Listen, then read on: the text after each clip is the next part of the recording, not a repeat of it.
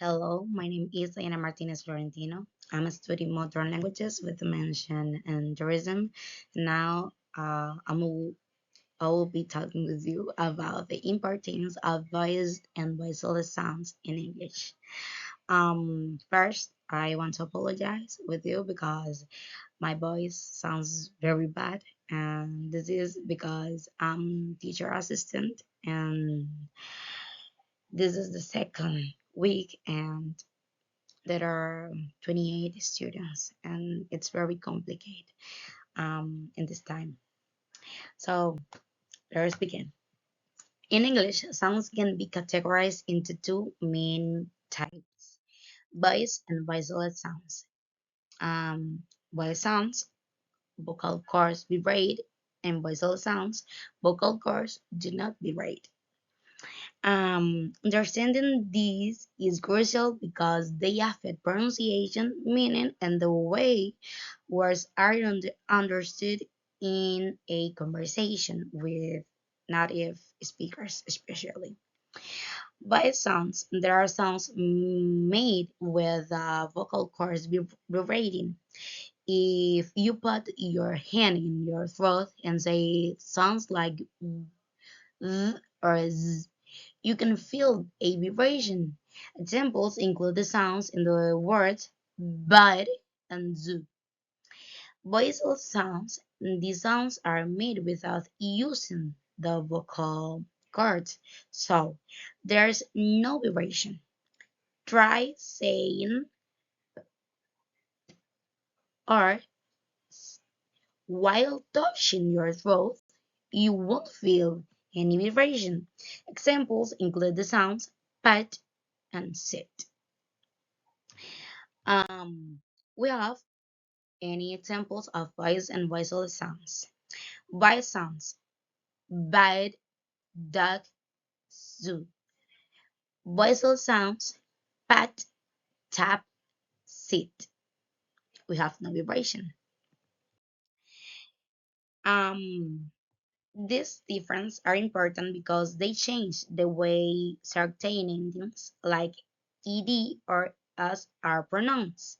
For example, in the word plate, the ending is pronounced d because it follows a vowel sound, while in washed, the ending is pronounced t because it follows a voiceless sound. And we have imparted meaning.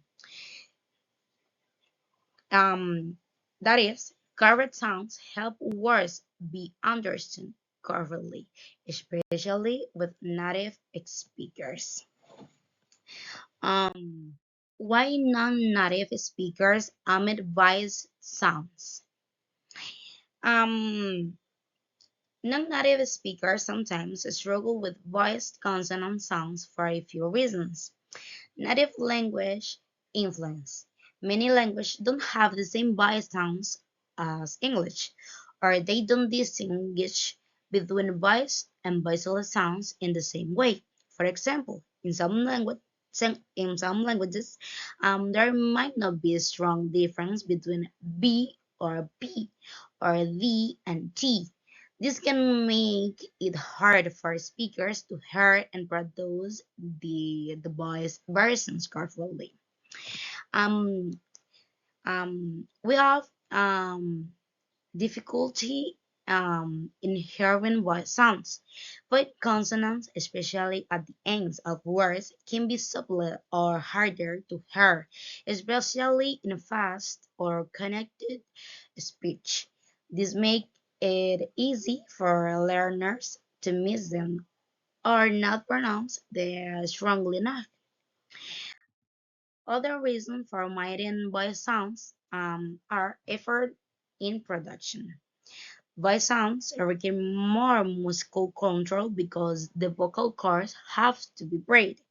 This can feel unnatural or awkward to non-native speakers, especially when they are not used to this kind of vocal cord movement in their own language. Other is simplification in speech. When speaking quickly, even native speakers sometimes soften or drop certain sounds, especially voiced consonants. Non-native speakers might constantly do this more often because they are trying to speak quickly or fluently.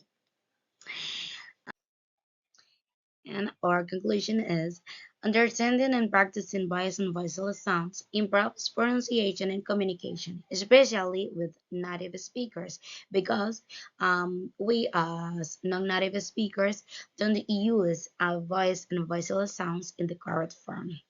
And non-native speakers need to pay full attention to these details to avoid misunderstanding.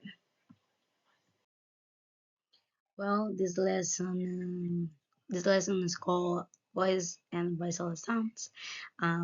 This is very important for us because we are non-natives and we don't use in the correct form these these words. Um, Now we are keep going and practicing. See you soon.